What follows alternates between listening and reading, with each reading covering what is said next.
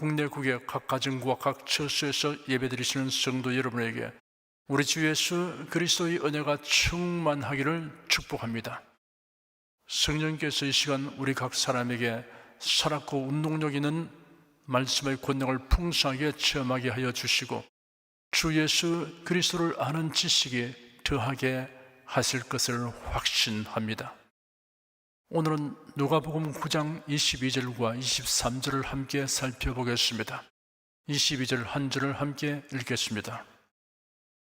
가라사대 인자가 많은 고난을 받고 장로들과 대제사장들과 서기관들에게 버림받아 죽임을 당하고 제3일에 살아나야 하리라 하시고, 예수께서 제 아들에게 너희는 나를 누구라 하느냐라고 질문하니 베드로가 즉시 대답하기를 하나님의 그리스도이십니다 라고 대답한 장면을 앞절에서 살펴보았습니다. 제 아들이 예수님을 메시아로 인식한 단계에 왔으나 아직도 메시아에 대한 개념이 온전하지는 않았습니다. 세속적 정치적 성격을 가진 메시아로 인식하였습니다. 그러니 만약 제 아들이 예수님을 자기들이 인식하는 그대로 사람들에게 알리게 되면 바람직하지 못한 사태가 발생할 것입니다. 그러므로 예수님은 제 아들에게 예수님을 메시아라고 아직은 사람들에게 말하지 않도록 당부하시는 한편, 앞으로 예수님에게 닥쳐올 일들로 인한 충격을 제 아들이 극복하도록 하려고 매우 압축하여 제 아들에게 이렇게 예고하셨습니다. 인자가 많은 고난을 받고 장로들과 대장들과 서기관들에게 버림받아 죽임을 당하고 제3일에 살아나야 하리라. 메시아는 고난을 받고 죽임을 당한다는 사실, 그 일이 유대 종교 지도자들에 의하여 된다는 사실, 그리고 죽은 지 3일 만에 다시 살아난다는 사실까지 언급했습니다. 제 아들은 예수님께서 왜 이런 말씀을 하시는가 의아스럽게 생각했을 것입니다. 그들이 가지고 있는 메시아에 대한 개념으로는 납득할 수 없었기 때문입니다. 그들이 알지 못하나 별다른 의도를 가지고 하시는 말씀으로 치부하고 괴념하지 않으려고 했을 것입니다.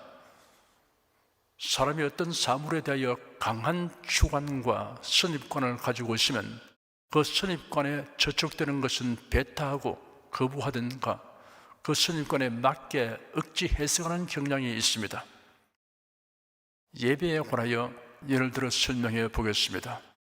코로나 팬데믹 상황이 되면서 방역 당국에서는 감염병 예방법에 의하여 교회당에서의 예배를 제한하였습니다.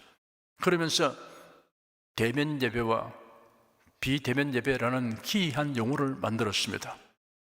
방역 당국의 교회에 대한 규제 정도가 심하여 교회가 크게 반발하자 방역 지침을 위반한 교회에 대하여는 행정당국에서 교회 출입문을 폐쇄 조치하며 심지어 담임 목사를 사직당국에 고발 조치도 하였습니다.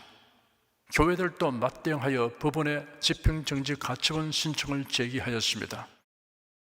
그러나 코로나 전염병의 감염력과 치명률이 높기 때문에 대다수의 교회는 부득이 규제를 수용하는 수밖에 없었습니다.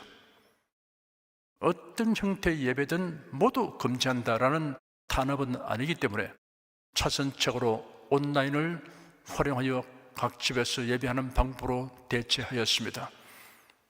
이런 최첨단 시스템을 활용하기 어려운 교회들은 큰 곤란을 겪게 되었습니다. 음성과 영상을 전송하고 전송받는 최첨단 기기 사용이 일반화되지 아니한 이전 같았으면 교회가 받는 타격이 심대했을 것입니다. 행정당국의 조치에 대하여 교회가 반발한 주된 이유는 법 적용 대상에 공정성이 없고 협조 근거가 아니라 강제적 집행 행위에 대한 것이었습니다. 지금은 교회당에서의 예배에 대한 제한은 완화 및 해제되었지만 아직도 실내에서의 방역 마스크 착용은 해제되지 않았습니다. 이는 국민의 건강을 위한 조치이므로 반발할 것 없습니다. 실외에서의 방역 마스크 착용은 이미 여러 날 전에 해제되었지만 사람들은 여전히 마스크 착용을 하는 경향입니다. 아직도 매일 수만 명의 확진자가 발생하고 있기 때문입니다. 우리 교회는 무엇보다도 교인의 건강을 우선으로 고려하여 예배는 온라인을 최대한 활용하면서 신축성 있게 대처하였습니다. 지금은 교회당에서의 예배 인원수 제한은 다 해제되었으나 방역 마스크 착용은 해제되지 않았기 때문에 저도 마스크 착용을 합니다. 마스크를 쓰고 설교하면 설교하기와 설교 듣기에 상당한 불편이 있기 때문에 제가 힘들어도 전날 미리 설교를 녹화하여 여러분과 함께 듣습니다. 교인들은 자신을 위해서만 아니라 다른 분을 위해서 착실하게 마스크를 착용하고 있는 실정인데 설교자는 마스크 착용을 하지 않고 교인들 앞에서 크게 소리내어 설교하는 행위는 교인들에 대한 올바른 처신이 아닙니다. 만용을 부리는 것이 될 수 있습니다. 3년에 걸친 팬데믹 비상 상황을 대처하면서 우리는 예비하시고 합력하여 선을 이루시는 하나님의 섭리를 깨닫게 되었습니다. 코로나19 전염병 확산과 같은 혹은 이보다 더 심한 팬데믹 사태가 다시는 발생하지 않는다고 누구도 장담할 수 없습니다. 성경에 계시된 종말에 관한 예언의 말씀을 보면 극심한 온역이 있을 것이 예고되어 있습니다. 그러므로 지난 3년 동안 교회는 비상 상황에 대한 대비 훈련을 하게 된 것입니다. 우리는 방송 시스템을 효과적으로 활용하는 방법을 발전시켰습니다. 설교 내용을 글자로 화면에 올림으로 시청각 교육의 유익을 실감하게 되었습니다. 설교에 대한 집중과 전달 효과가 클 뿐 아니라 정도가 어떠하든 청각 장애가 있는 분들이 매우 좋다는 반응을 보였습니다. 내 아들아 내 말에 주의하며 나의 이르는 것이 내 귀를 기울이라 그것을 내 눈에서 떠나게 말며 네 마음속에 지키라는 말씀을 적용하게 된 것입니다. 설교를 귀로 듣고 눈으로 보고 마음속에 새기는 유익을 얻을 수 있게 된 것입니다. 지금까지의 전통적 설교 전달 방법이 한 단계 더 발전하는 계기가 된 것입니다. 옛날 초대 교회 시대에는 사도들의 편지를 각 교회에서 회람하여 누가 대독하는 것을 듣고 예배하였습니다. 만일 그 옛날에도 통신기술이 지금과 같았으면 바울 사도가 로마에서 설교하는 것을 편지가 아니라 화면과 음성으로 각 지역에 있는 교회에서 동시에 보고 들으며 하나님을 예배하였을 것입니다. 대면 예배, 비대면 예배라는 용어는 비성경적입니다. 방역 당국에서 만든 용어입니다.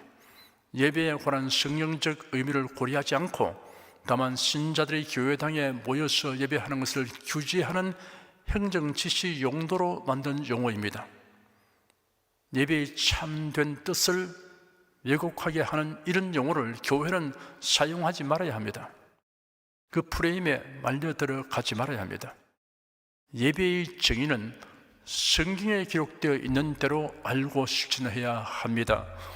예수께서 예배를 정의하신 말씀이 요한복음 4장에 이렇게 기록되어 있습니다. 예배 장소에 대하여 묻는 사마리아 여인에게 예수님은 예배는 어디서가 중요한 것이 아니고 어떻게가 중요하다고 가르치셨습니다. 아버지께 참으로 예배하는 자들은 신령과 진정으로 예배할 때가 오라니 어디 때라.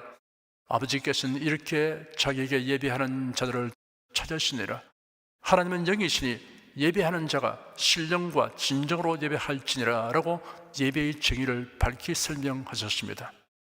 신령과 진정 또는 영과 진리로 번역합니다. 그 외에는 예배의 보조적인 수단일 뿐입니다. 예배당이라는 건물, 설교자, 언양방송시설, 봉사자 등은 예배의 보조수단입니다. 보조수단이 불필요하거나 무익하다는 뜻이 아닙니다. 매우 훌륭한 고시를 합니다. 적극 활용해야 합니다.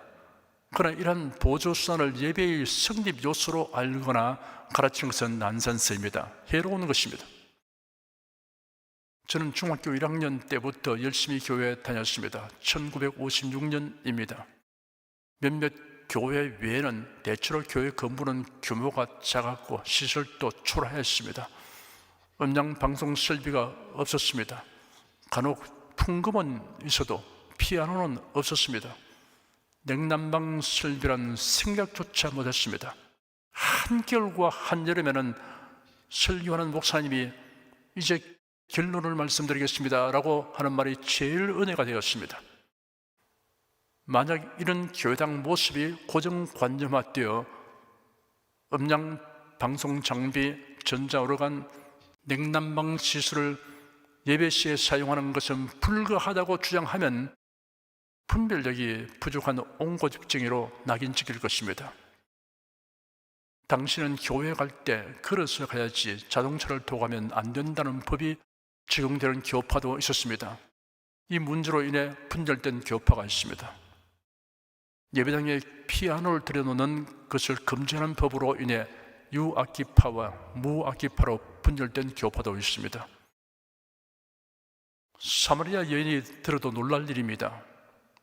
본질이 아닌 비본질적인 것을 가지고 남을 정죄하는 사람이 되지 않아야 합니다. 자신이 가진 관념을 절대시하는 일이 없어야 합니다. 신앙에 관하여는 철두철미 성경대로의 이해와 관념을 가져야 합니다.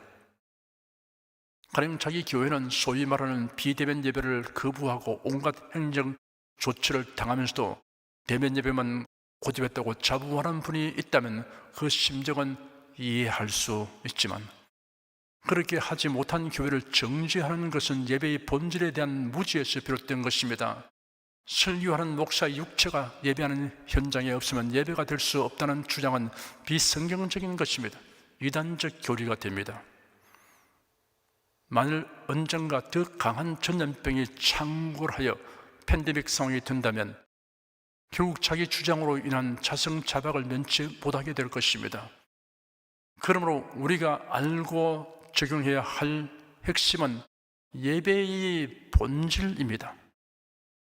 예배의 본질인 신령과 진정의 예배란 예수 그리스도를 믿어 거듭난 영을 가진 신자가 진리이신 성경 말씀과 예수 그리스도 안에서 성령님의 임재와 교통에 의해 드리는 예배입니다.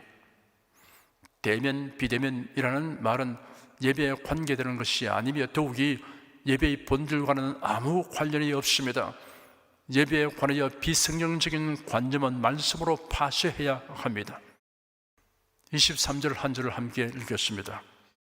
또 무리에게 이르시되 아무든지 나를 따라 오려거든 자기를 부인하고 날마다 제 십자가를 지고 나를 쫓을 것이니라. 예수님은 자신이 가야 할 고난의 길에 관하여 말씀하시고 이어서 제 아들이 예수를 따르려면 어떠한 결단과 각오를 가져야 할 것인가를 말씀하셨습니다. 그리고 예수께서 제 아들에게 말씀하시기를 아무든지 나를 따라 오려거든 자기를 부인하고 자기 십자가를 지고 나를 쫓을 것이니라 하였습니다. 예수님이 이 말씀을 하시게 된 연유가 마태복음에 기록되어 있습니다. 예수께서 자신에게 닥쳐올 고난과 죽음과 부활에 관하여 말씀하신 것을 들은 베드로가 예수를 붙들고 항의하기를 주님, 그럴 수 없습니다. 절대로 이런 일이 주께 일어나지 않을 것입니다 하였습니다. 그러자 예수께서 돌아서 베드로를 꾸짖어 말씀하시기를 사탄아, 내 뒤로 물러가라. 너는 나를 넘어지게 하는 자로다. 이런 네가 하나님의 일을 생각하지 않고 사람의 일을 생각하기 때문이다 하였습니다. 그리고는 제 아들을 향하여 아무든지 나를 따라오려거든 자기를 부인하고 날마다 제 십자가를 지고 나를 쫓을 것이라 라고 말씀하셨습니다. 예수님이 하신 말씀들은 매우 함축성을 지니고 있습니다. 짤막한 말씀이라도 그 가운데 내포되어 있는 의미는 다 청량할 수 없는 깊이와 풍부함이 있습니다. 아무든지 나를 따라 오래거든 자기를 부인하고 자기 십자가를 지고 나를 쫓을 것이라는 말씀 역시 그러합니다. 이 말씀은 그리스도인의 기본적 삶의 지침을 간단 명료하게 정리해 놓은 것과 같습니다. 성도라면 반드시 각오하고 실천해야 할 지침들입니다. 먼저 자기를 부인하라 하신 말씀을 살펴보겠습니다. 자기를 부인한다는 것은 자기를 부정하고 주님을 긍정하라는 것입니다. 모든 일을 자기 중심으로 이해하고 판단하는 것을 거부하고 하나님 중심으로 이해하고 판단하라는 것입니다. 예수님이 베드로를 크게 꾸짖으신 까닭은 예수님의 순한 예고에 대해 베드로가 자기 중심으로 판단하고 말했기 때문입니다. 예수님의 예고하신 고난과 죽음 그리고 부활은 하나님의 뜻이며 또한 예수님의 뜻임을 표명하신 것입니다. 그런데 베드로는 예수님에 대하여 자기 중심적으로 생각하고 기대하였습니다. 고난과 죽음이라는 과정이 없는 메시아를 원했던 것입니다. 베드로는 사랑하는 주님이 예루살렘에서 장로들, 대장들, 서기관들로 구성된 유대인 최고 의회인 산헤드린에 의하여 피 흘리며 죽으시게 된다는 사실을 용납할 수 없었습니다. 예수님에 대한 사랑과 기대 때문에서만이 아니라 조만간 위대한 왕국과 그 통치를 성취하기 위해서 능하신 손을 뻗치기만 하면 될 메시아만을 생각하기 때문입니다. 그로 인해 제 아들이 얻게 될 권세를 생각했습니다. 그러므로 자기를 부정하기보다 오히려 주님의 뜻을 강력하게 부정하고 나섰습니다. 베드로가 예수를 붙들고 항의하였습니다. 붙들었다는 말은 개인적으로 대화를 나누기 위해 자기 곁으로 당겨가다는 뜻입니다. 그리고 항의하였습니다. 이는 베드로가 예수님의 순환과 죽음에 대한 말씀을 듣자 예수님의 뜻을 가로막고 어떻게 하든 그 뜻을 돌이키려고 얼마나 적극적이고 강력하게 행동하는가를 나타내고 있습니다. 그러자 예수님이 사탄아 내게로 물러가라. 너는 나를 넘어지게 하는 자로다. 이는 네가 하나님의 일을 생각하지 않고 사람의 일을 생각하기 때문이다 라고 책망하셨습니다. 베드로를 사탄이라고 부른 것이 아니라 사탄의 도구 노릇을 하고 있음을 지적하신 것입니다. 예수 그리스도의 대속의 고난과 죽음을 부정하는 이론과 주장은 모두 사탄에게서 비롯된 것입니다. 십자가에 못 박혀 피 흘려 죽으시고 부활하신 예수 그리스도만이 구세주라는 사실을 부정하는 철학과 신학과 교리는 모두 사탄에게서 비롯된 것입니다. 그러므로 성경에 계시된 메시아에 대한 말씀과 달리 생각하고 가르치는 것은 모두 이단에 속한 것입니다. 그리고 이들을 추종하는 사람은 모두 사이비 신자입니다. 이런 자들이 아무리 열심을 낸다고 해도 사탄아 물러가라는 꾸짖음을 받는 대상이 됩니다. 주 예수 그리스도의 구원 사역을 부정하는 행위는 무엇이든지 다 사탄의 일입니다. 우리가 하나님의 말씀, 하나님의 뜻에 어긋나는 자기의 생각과 뜻을 부정하고 하나님의 뜻을 긍정하면 마귀가 틈탈 곳이 없게 됩니다. 자기를 부인하면 하나님의 요구에 언제나 예라고 반응하고 하나님의 요구에 상반되는 자신의 욕구에 대해서는 아니요 라는 태도를 취하게 됩니다. 이스라엘 자손의 조상이며 모든 믿는 자의 조상이라고 불리는 아브라함은 하나님의 지시에 대해 자기를 부인하고 하나님의 뜻을 따랐습니다. 신약 성경 히브리서 기자는 믿음으로 아브라함은 부르심을 받았을 때 순종하여 장래 기업으로 발을 땅에 나갈새 칼발을 알지 못하고 나갔음이라고 기록하였습니다. 하나님의 명령에 대하여 이런저런 자기 애로사항을 말하지 않았던 것입니다. 아브라함이 100세 되어 낳은 자식 독자 이삭이 청소년이 되었을 때 하나님께서 아브라함을 부르시고 명령하시기를 네 아들 네 사랑하는 독자 이삭을 데리고 모리아 땅으로 가서 내가 네게 지시하는 한 산 거기서 그를 번제로 드리라 하였습니다. 그 명령은 아브라함에게 청천벽력이었습니다. 그러나 아브라함은 두말하지 않고 아침 일찍 이삭을 데리고 하나님이 지시하신 산을 향해 떠났습니다. 불과 칼을 준비하여 출발했습니다. 살 길을 말없이 갔습니다. 드디어 산에 올라 제단을 쌓고 이삭을 결박하여 단에 얹었습니다. 그리고 칼을 들었습니다. 그 순간 하늘에서부터 아브라함을 부르는 소리가 울려왔습니다. 아브라함아, 아브라함아 라고 부르시는 소리를 듣고 아브라함이 내가 여기 있나이다 라고 대답했습니다. 그러자 그 아이에게 네 손을 대지 말라, 아무 일도 그에게 하지 말라, 네가 네 아들 네 독자라도 내게 아끼지 아니하였으니 내가 이제야 네가 하나님을 경외하는 줄을 아노라 하였습니다. 아브라함이 눈을 들어 살펴보니 순양 한 마리가 뒤에 있는데 뿔이 숯불에 걸려 있었습니다. 아브라함이 가서 그 순양을 가져다가 아들을 대신하여 번제로 드렸습니다. 하나님의 약속과 명령을 긍정하려면 그 말씀에 어긋나는 자기 생각과 주장을 부정해야 합니다.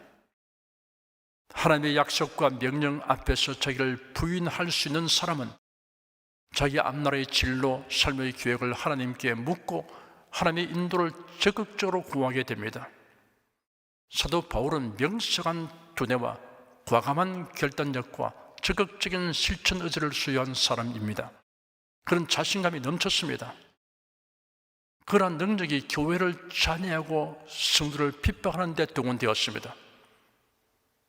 그 열심을 내어 외국성 다메섹에 있는 성도들을 체포하여 예루살렘으로 끌어오려고 일행을 이끌고 갔습니다.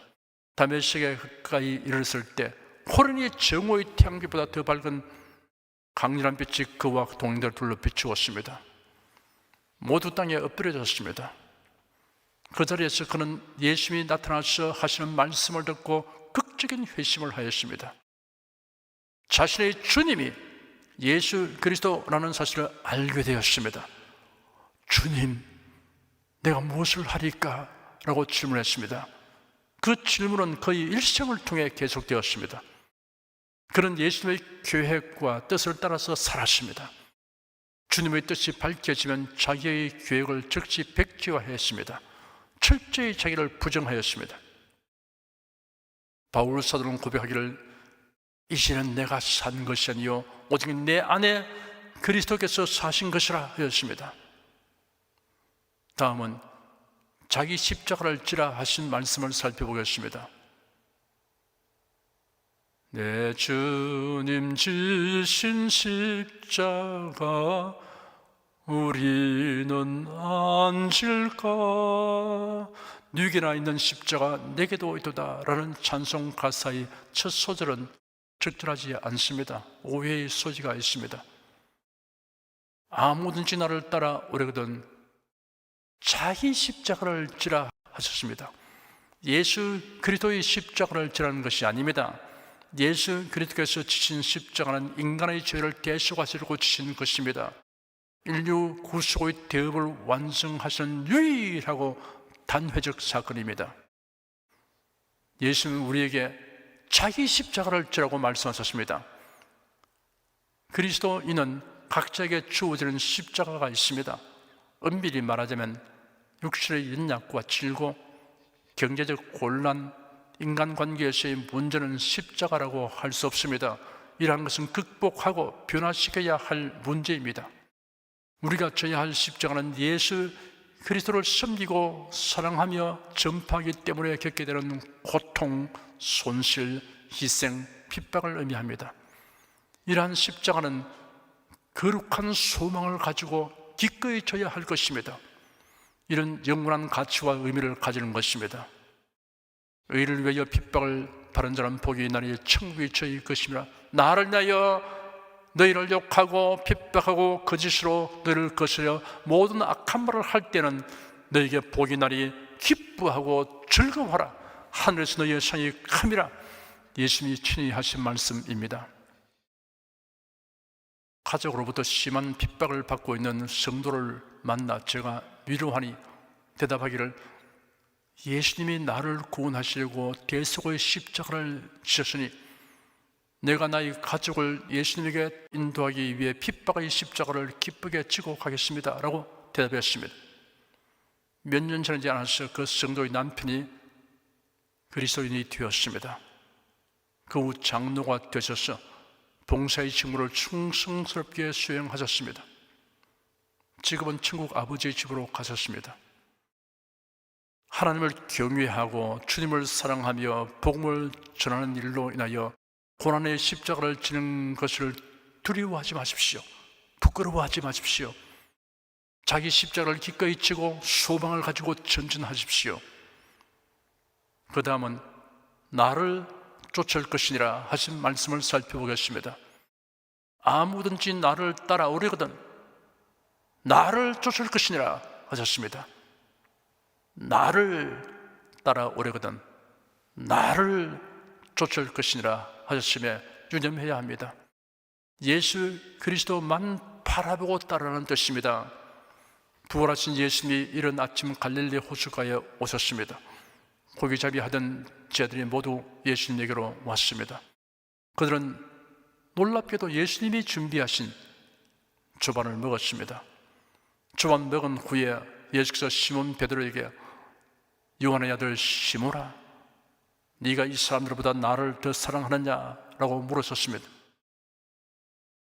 베드로가 예, 주님, 제가 주님을 사랑하는 줄을 주께서 아십니다 라고 대답하니 예수께서 그에게 말씀하시기를 내 어린 양들을 먹여라 하였습니다. 이런 대화가 3번 반복된 후 예수께서 베드로의 앞날에 있을 일을 예고하셨습니다. 내가 진정으로 네게 말하는데 네가 젊어서는 스스로 띠를 띠고 네가 원하는 곳으로 다녔으나 네가 늙어서는 네 팔을 벌리겠고 다른 이가 네게 띠를 띄워 네가 원하지 않는 곳으로 데려갈 것이다 하였습니다. 그리고는 베드로에게 나를 따라오너라 라고 말씀하셨습니다. 베드로가 돌아서서 보니 요한이 따라오고 있었습니다. 베드로가 예수님에게 묻기를 주님, 이 사람은 어떻게 되겠습니까? 하니 내가 올 때까지 그가 살아있기를 내가 원한다고 한들 그것이 네게 무슨 상관이냐? 너는 나를 따라오너라 라고 예수께서 말씀하셨습니다. 신앙생활을 하다가 중도에 시험 들어 그만 뒤로 물러가 버리는 사람이 있습니다. 이런 사람은 주 예수 그리스도를 쫓은 사람이 아님을 스스로 증명하고 있습니다. 사람을 바라보고 사람을 쫓았기 때문입니다. 예수는 말씀하십니다. 그가 네게 무슨 상관이냐? 너는 나를 따르라. 여러분의 믿음을 주 예수 그리스도에게 두십시오. 예수 그리스도만 바라보고 나아가십시오.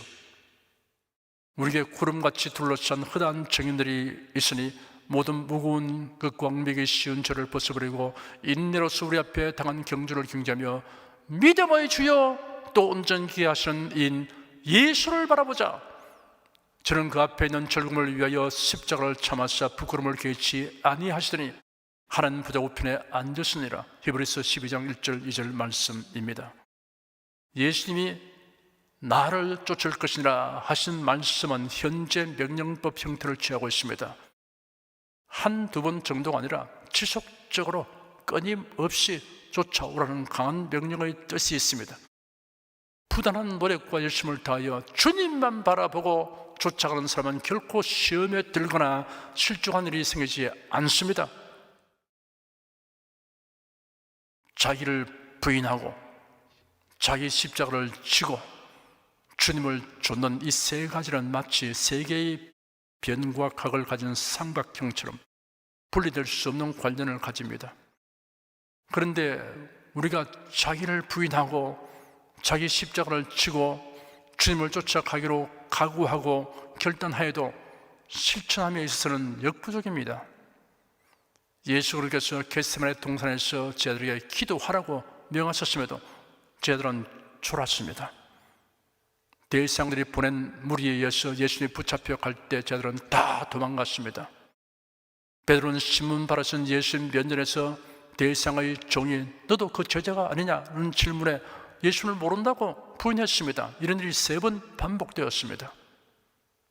제자들은 아무든지 나를 따라 오래거든 자기를 부인하고 자기 십자가를 지고 나를 쫓을 것이라는 예수의 말씀을 들어서도 실천할 수 없었습니다.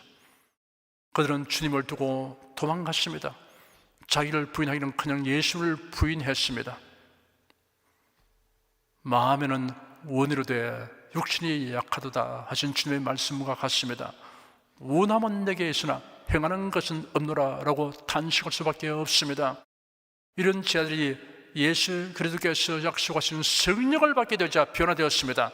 그들은 한결같이 자기를 부인하고 자기 십자가를 지고 주님을 쫓았습니다. 성령님은 우리 연약함을 도우시는 보혜사입니다. 우리의 각오와 결단을 실천할 수 있도록 도와주십니다.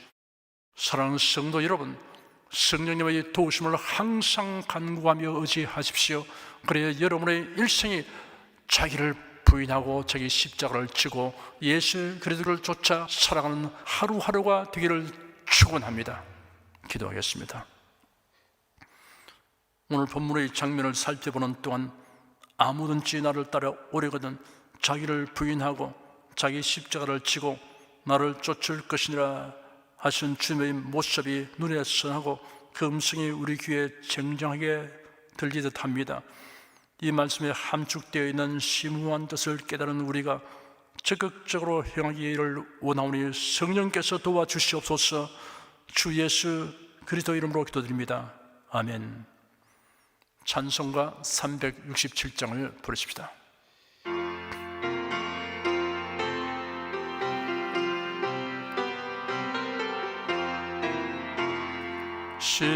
십자가를 내가 지고 주를 따라가도다. 이제부터 예수로만 나의 보배 삼겠네. 세상에서 부귀영화 모두 잃어버려도 주의 평안 내가 받고 영생 복을 얻겠네. 주도 곤욕 당했으니 나도 곤욕 당하리. 세상 친구 간사하되 예수 진실하도다. 예수 나를 사랑하사 빛난 얼굴 배시면 원수들이 미워하나 염려할 것 없도다. 내가 핍박당할 때에 주의 품에 안기고 세상 호초 당할수록 많은 위로 받겠네. 주가 주신 기쁨 외에 기뻐할 것 무엇냐. 주가 나를 사랑하니 기뻐할 것뿐일세. 아멘. 여러분 중에 그리스도인이 아니었으나 지금 하나님의 나라 백성이 되고 하나님의 자녀가 되기를 원하시는 분이나 지난날 교회에 다녔으나 그동안 신앙생활을 하지 아니하신 분은 지금 저를 따라서 신앙 고백 기도를 하시기 바랍니다. 성도 여러분은 자신의 신앙을 견고히 하기 위해서 함께 기도하시기 바랍니다. 하나님 아버지, 저를 불러주시니 감사합니다. 예수께서 십자가에 못 박혀 죽으시고 죽음에서 부활하심으로 저희 모든 죄를 사하여 주시고 저를 구원해 주니 감사합니다. 예수님은 나의 구세주이시며 하나님이시며 주님이심을 믿고 고백합니다. 하나님을 변함없이 경외하고 사랑하고 의지하며 살겠습니다. 힘써 복음을 전하며 살겠습니다. 예수님 이름으로 기도드립니다. 아멘. 여러분 가슴에 손을 얹으십시오. 우리 기도를 응답하신 하나님을 앙망하시기 바랍니다. 병약한 분들은 아픈데 믿음의 손을 얹으십시오. 주 성령께서 우리 가운데 임하여 계십니다. 예수님의 사랑과 능력과 대속의 은혜로서 우리를 치료하여 주십니다. 성령의 나타남과 능력으로 표적과 기사를 베풀어 주십니다. 나는 너희를 치료하는 여호와임이라. 예수께서 가르치시며 천국 복음을 전파하시며 모든 병과 모든 약한 것을 고치시니라. 너희 중에 병든 자가 있느냐 위하여 기도할지니라. 믿음의 기도는 병든 자를 구원하리니 주께서 저를 일으키시리라. 병 낫기를 위하여 서로 기도하라. 이란 성경 말씀에 의거하여 우리가 하나님께 신중을 간구하오니 응답하여 주시옵소서. 너희가 얻지 못하면 구하지 않기 때문이라고 말씀하셨으므로 기도하는 담력과 즐거움을 주니 감사합니다.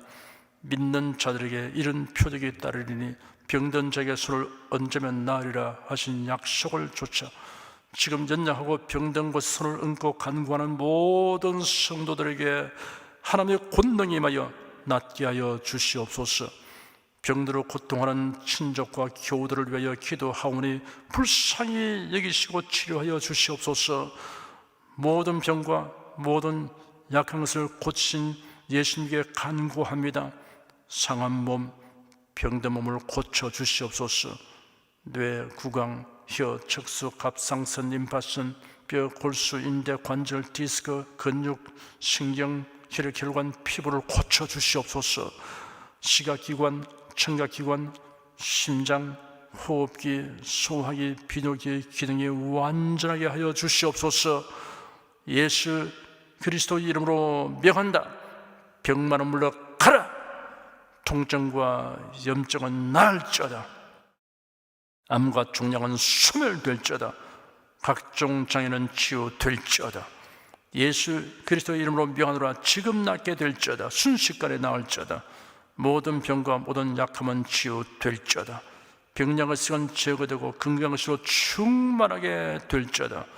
신조의 능력이 몸과 마음에 계속 머물러 있게 하여 주시옵소서. 몸과 마음이 마치 요양관에서 나온 송아지처럼 독수리가 날개치며 올라감 같이 활기차게 하여 주시옵소서. 생활에 타고는 풍파는 고요하고 잠잠하게 하여 주시옵소서. 모든 일에 항상 모든 것이 능력하여 드리고 베푸는 일을 풍성하게 행하도록 하여 주시옵소서.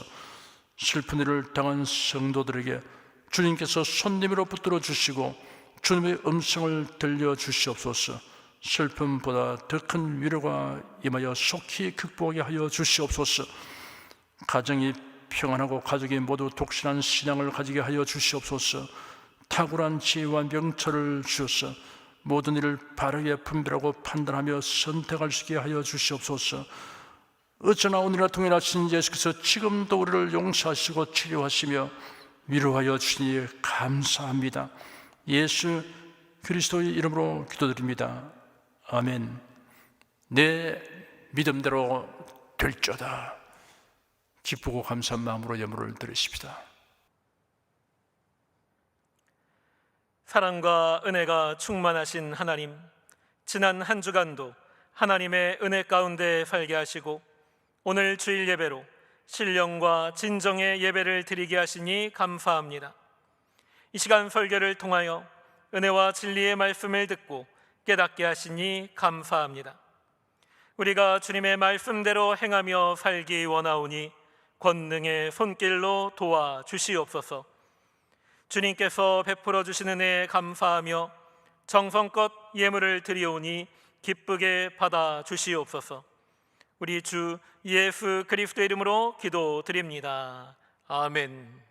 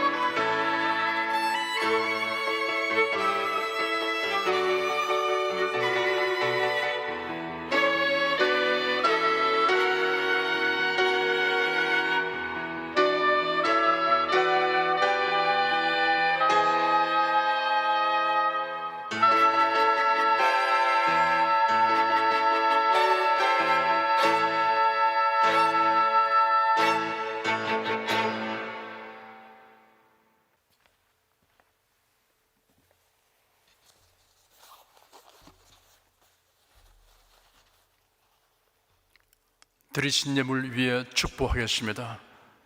하나님께 감사헌금, 11조, 건축헌금, 선교헌금, 일천교회 설립헌금을 드렸습니다. 향기로운 예물로 연락해 주시고 우리 성도의 모든 생활을 윤택하게 하여 주시옵소서. 예수 그리스도 이름으로 축복하며 기도드립니다. 아멘. 교회 소식 말씀해 드리겠습니다. 다음 주일은 추수감사 예배로 드립니다. 감사의 마음을 정성껏 준비해 드리시기 바랍니다. 집사, 장로 안수, 권사 취임, 서리집사 임명자 명단이 주부에 게재되어 있습니다. 이상입니다. 성령 부르겠습니다.